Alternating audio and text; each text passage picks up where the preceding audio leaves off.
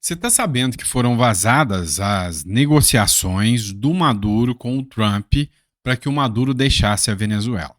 Nessas negociações, o Maduro fez algumas exigências ao Donald Trump. Exigências essas que, cá entre nós, são meio esquisitas. E eu vou explicar para você o que o Maduro pediu para, dar a linha da Venezuela, pegar o beco, pular o corguinho, vazar lá da Venezuela. Eu vou te falar. É cabuloso. Muito cabuloso. Outro ponto que a gente vai falar é de uma matéria que declarou que o ministro Alexandre de Moraes está numa lista internacional que consta ali dos 25 nomes ali mais importantes.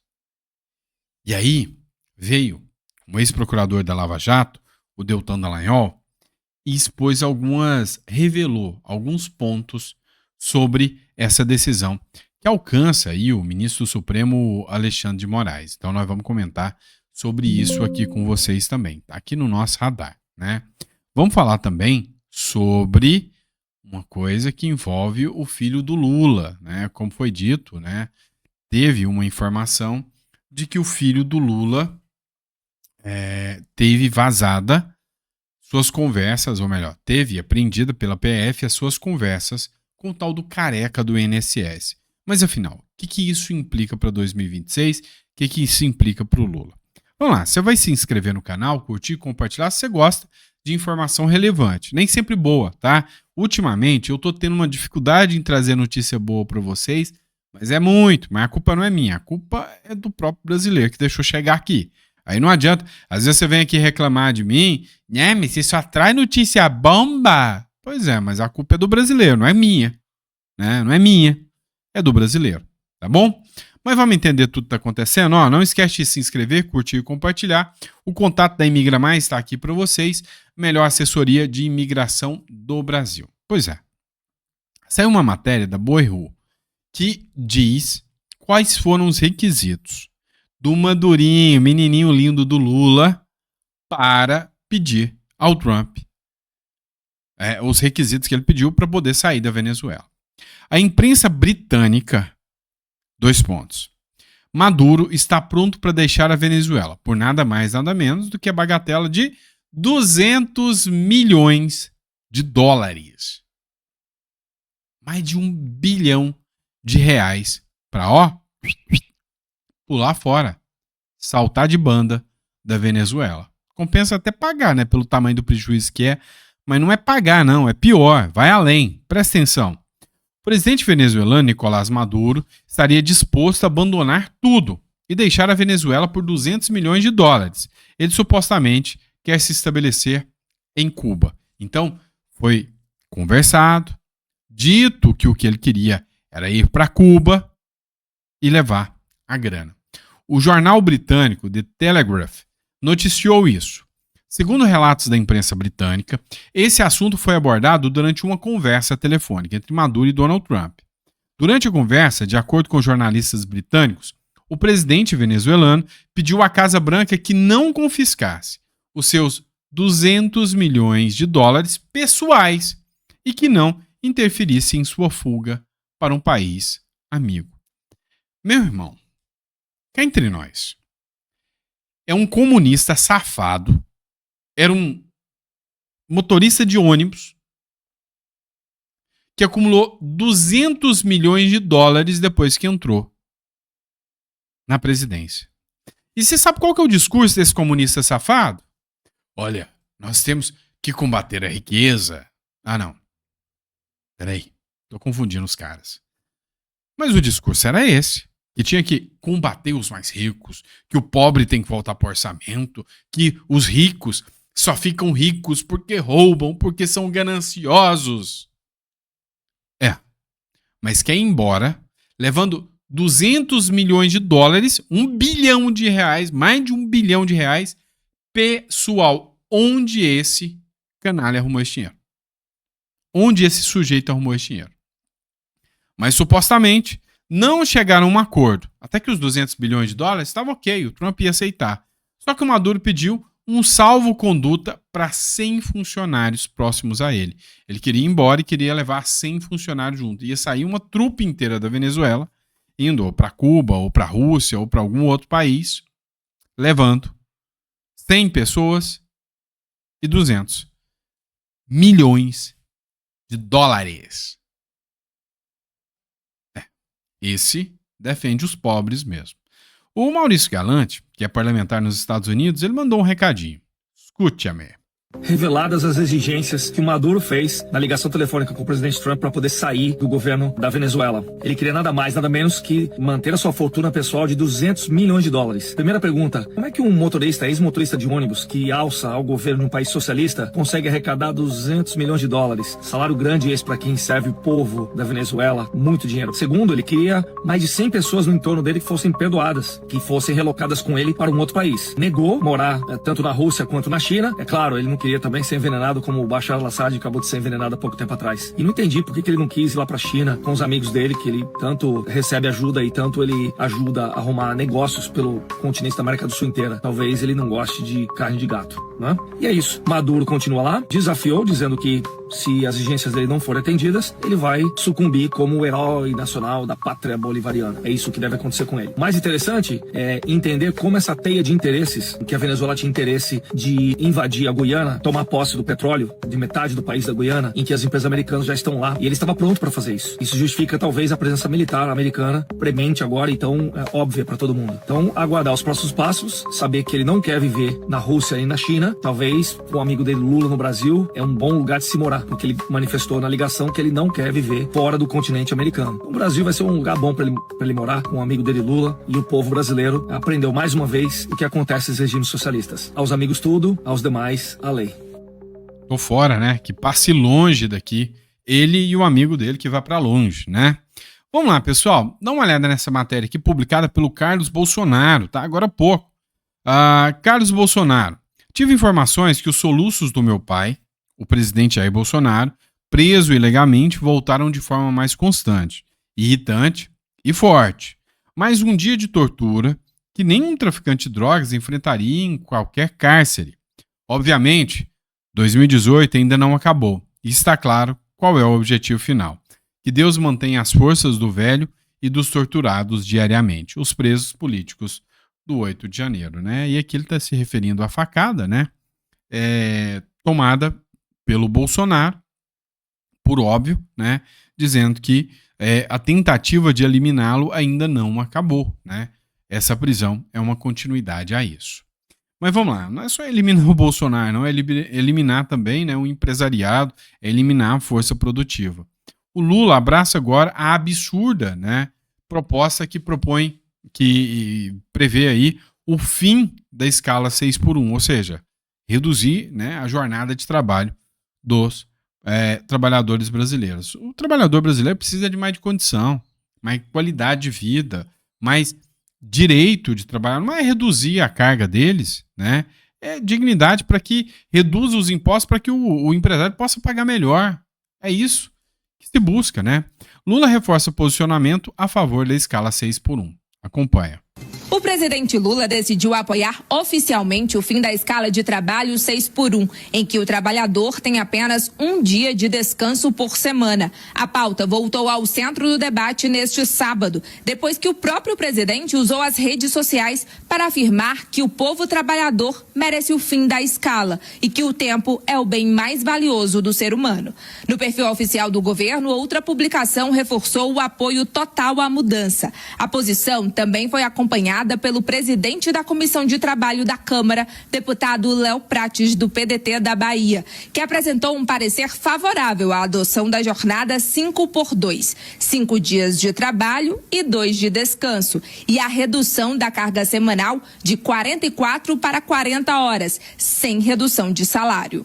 E não foi uma decisão isolada. Léo Prati se reuniu ao menos 2 vezes com o ministro do Trabalho, Luiz Marinho, e participou de uma série de audiências públicas no país sobre a mudança. Agora, para mudar a legislação trabalhista, ele aposta em um projeto de lei que precisa de menos votos e tramita mais rápido do que uma PEC. Segundo uma fonte, a ministra Gleisi Hoffmann das Relações Institucionais já leu o parecer de Prates e sinalizou que o governo irá apoiar a proposta.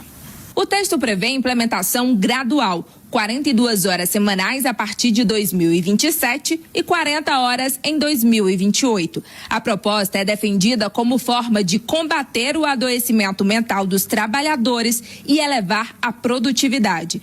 A discussão acontece paralelamente à PEC da deputada Érica Hilton, que reuniu mais de 1,5 milhão de assinaturas pelo fim da escala 6x1.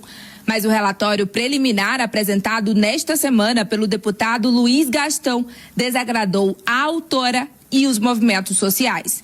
Gastão também propõe reduzir a jornada de trabalho para 40 horas, porém mantém a escala 6x1, com novas regras e incentivos fiscais, pontos que também foram rejeitados pelo governo. Pois é, pessoal. Olha, eu sou totalmente contra essa redução de jornada 3x1. Dei uma atualizada aqui, que acabou de chegar uma notícia bombástica aqui, né? Tava olhando agora a UHN Plus, tá? E aí, chegou notícia não boa pro Maduro. Então não pega lenço pra chorar pelo Maduro. Você que é esquerdista que tá me assistindo, left people, que gosta do Maduro, acha o Maduro um homem bom, não chora por isso não, tá? Fica tranquilo. Cuba acaba de trair Maduro. Matéria da UHN Plus. Cuba traiu Maduro. Elementos do regime falam com Trump sobre a caída do Maduro. Pois é. Sabe os 200 milhões de dólares que eu falei? Talvez esses 200 milhões podem ir para o amigo Miguel Dias-Canel, que pode até deixar Cuba também, levando parte do dinheiro do Maduro. Aí deu bem para o Maduro, hein? Imagina só essa situação. Elementos internos do regime comunista de Cuba contactaram funcionários estadunidenses para discutir cenários sem Nicolás Maduro no poder, em meio à crescente pressão de Washington, que inclui, né, o avanço do grupo de ataque do porta-aviões USS Gerald R. Ford, tá? Que é o maior porta-aviões do mundo, com 8 navios de guerra, um submarino nuclear e caças F-35 lá no Caribe. Essas conversas secretas, confirmadas por 2 fontes a Reuters, exploram um futuro sem o narcoditador chavista e uma via de supervivência do regime de Havana, né, que é o regime cubano. Então, o regime cubano quis negociar e falar o seguinte: olha, o Trump, nós diminuiremos as relações com a Rússia e com a China, nós entregaremos a cabeça do Maduro para você. A gente pega até um pouco do dinheiro do Maduro. E aí, você deixa a gente aqui, porque a gente é menos importante do que Venezuela. Venezuela tem muito mais riquezas, muito mais potência. E aí, a gente articula a derrubada do Maduro. Rapaz, se isso acontecer, vai ser uma bomba aqui, porque Cuba é inexpressivo, né? Cuba é pequena, né? Inexpressiva, perto da Venezuela, tá? Perto da Venezuela.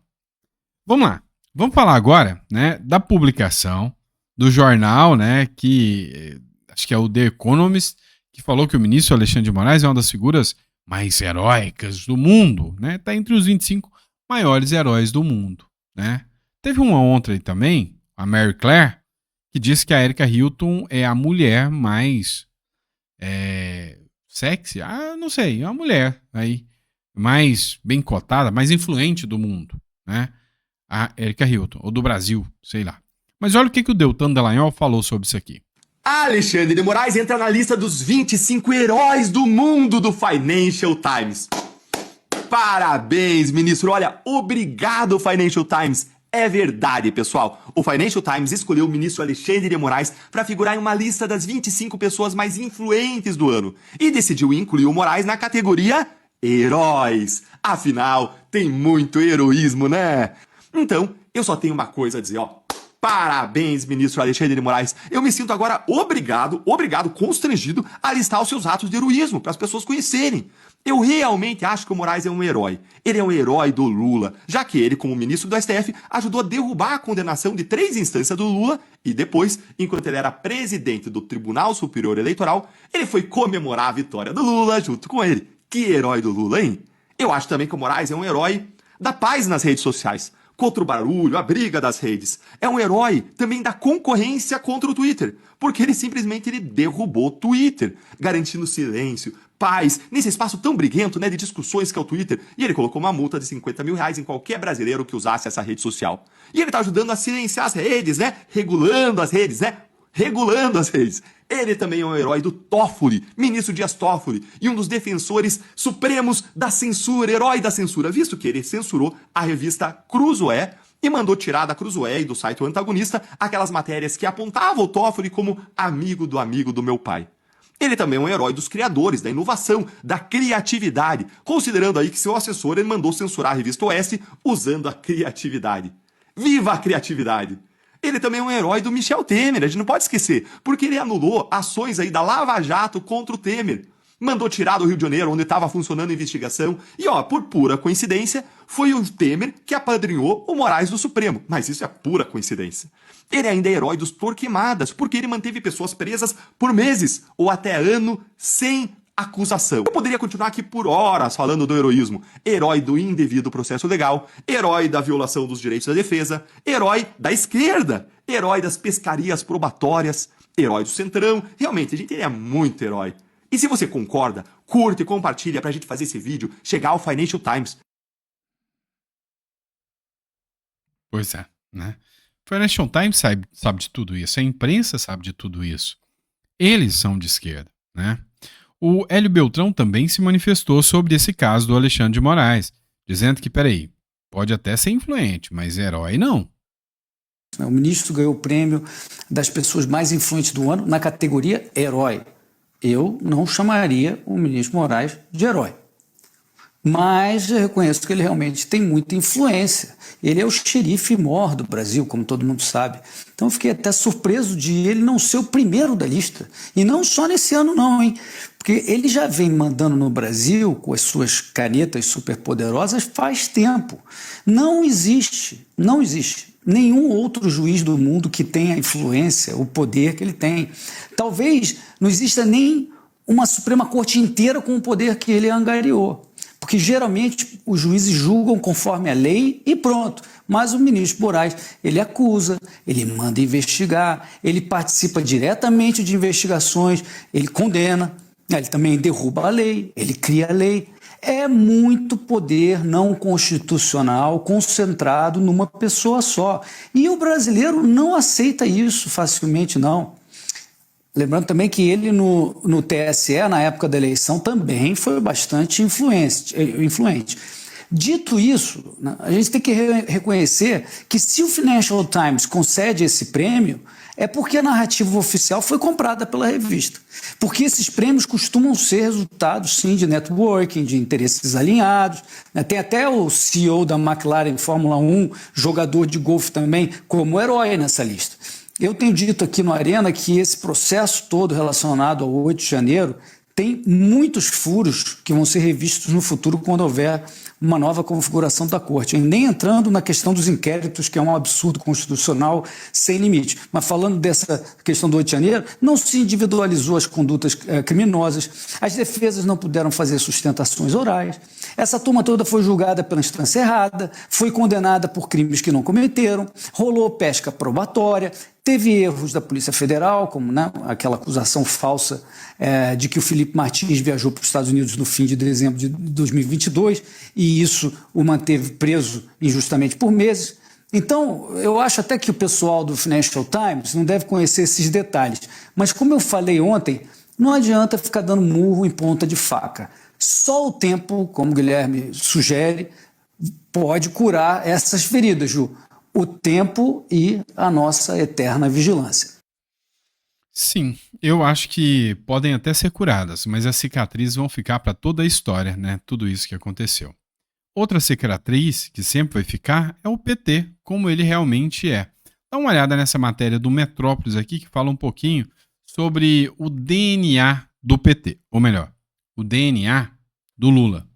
A Polícia Federal tem em mãos um vasto material apreendido no celular de Antônio Carlos Camilo Antunes, conhecido como o Careca do INSS, inclusive conversas com o filho do presidente Lula, o Lulinha. A apuração é da coluna Andresa Matais, aqui do Metrópolis. Parte desse conteúdo foi entregue por Edson Claro Medeiros Júnior, empresário e ex-funcionário do Careca do INSS, que narrou à APF o pagamento de uma suposta mesada de R$300 mil a Lulinha.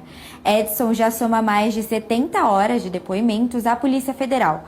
As apurações incluem mais de 1.000 páginas de documentos, além de áudios e conversas de WhatsApp que ajudam a traçar o caminho de parte do dinheiro do Careca, apelido de Antônio Carlos. Edson Claro também disse em depoimento à PF que o seu ex-chefe pagou R$25 milhões a Fábio Luiz Lula da Silva. Segundo o depoimento e as apurações em curso, Lulinha teria sido contratado pelo Careca para ajudar na empresa de cannabis medicinal, a World Cannabis. A companhia tinha operações nos Estados Unidos, em Portugal e no Brasil. Lulinha auxiliaria na articulação política do projeto. Edson trabalhava como diretor executivo da World Cannabis desde 2023. Ele rompeu com o Careca do INSS após a Operação Sem Desconto, deflagrada pela Polícia Federal em abril desse ano. No depoimento, Edson Claro também afirma que Lulinha seria sócio oculto da World Cannabis em Portugal. No papel, conforme documentos acessados pela coluna, a empresa está registrada na cidade de Porto com o nome Candango Consulting e pertence apenas a Antônio Carlos Camilo Antunes e ao filho dele, Romeu Antunes. O plano da World Cannabis seria produzir medicamentos à base de cannabis e vender esses insumos ao Sistema Único de Saúde, o SUS. A empresa chegou a elaborar um projeto para apresentar ao Ministério da Saúde, batizado de Projeto Amazônia. E para ter mais informações, se inscreva no nosso canal no YouTube. Pois é, né? Agora, eu te pergunto, a mídia não está dando atenção o suficiente para isso. E se fosse o filho do Bolsonaro? Se fosse o Flávio, o Eduardo, já parou para pensar? Não, mas o errado aqui, quem tem que estar preso é o Bolsonaro. Tá bom, então. Vamos lá, pessoal. Olha a treta jornalística aqui. O Luiz Bassi publicou ontem uma matéria, né, criticando a jornalista Márcia Dantas. Márcia Dantas espalha fake news sobre processo de fake news. O alvo é o Bassi, mas a vítima dessa vez foi o Léo Dias, que acreditou. Caro leitor, você já viu alguém contar uma fake news sobre um processo de fake news? Pois bem, aconteceu. A jornalista e apresentadora da Jovem Pan passou vergonha novamente. E dessa vez até o Léo Dias foi vítima. Ela afirmou, em entrevista ao jornalista de celebridades, que havia ganhado uma liminar contra o Bassi Notícias. Pasme, é tudo mentira. E o Léo, sem saber a verdade, acabou caindo. Dantas, que já foi acusada de fake news em outras situações, está pedindo um direito de resposta, que daremos mesmo sem ordem judicial. E também quer dinheiro, R$50 mil.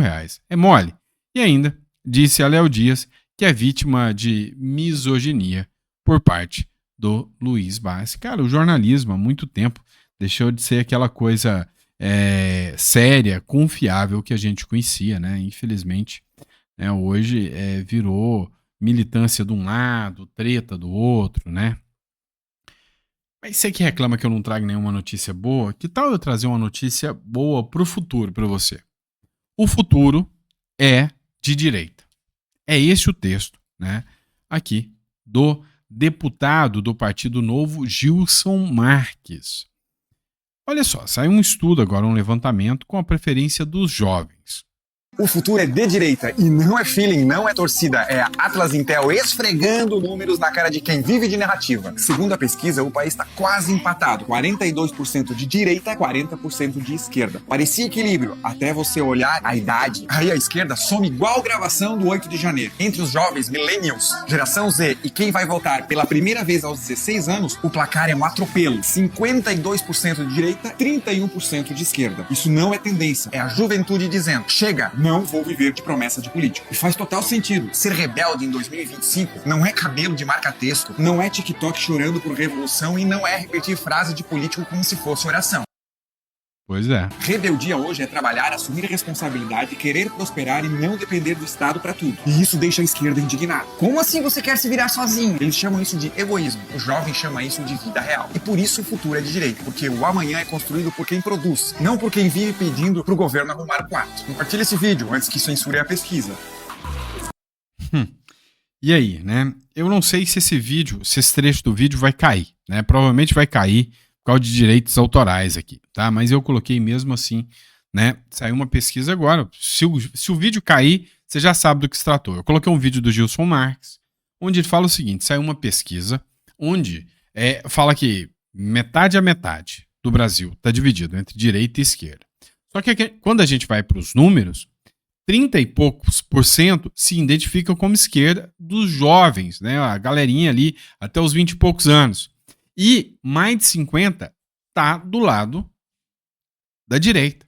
Hoje, a rebeldia é não mais se curvar ao sistema, é não confiar nas promessas mentirosas de velhos que estão aí, velhos lobos da política. Então, essa galerinha tá fazendo a diferença. Vamos lá, o Sóstenes Cavalcante acabou de fazer uma publicação agora. Globo admite perseguição contra Flávio Bolsonaro. Assiste esse trecho. A gente sabe também que Flávio Bolsonaro tem questões que vão ser lembradas na campanha, como rachadinha, como questão de loja, imóveis, e isso tudo atrapalha muito. E ele pode ser que em algum momento pese e coloque na balança o que seria perder o foro privilegiado se ele não vencer a eleição. Então, a Raquel está trazendo a comemoração realmente dentro do governo, na esquerda, existe uma comemoração. Eles queriam Lula quer concorrer contra alguém de sobrenome Bolsonaro para reativar a polarização.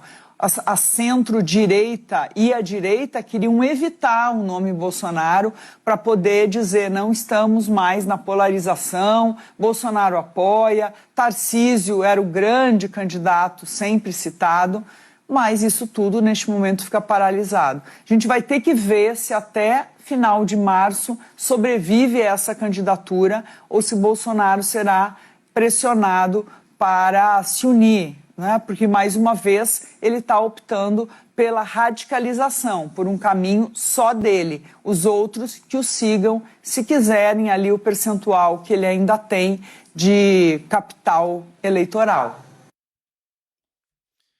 É a Globo, né? A Globo.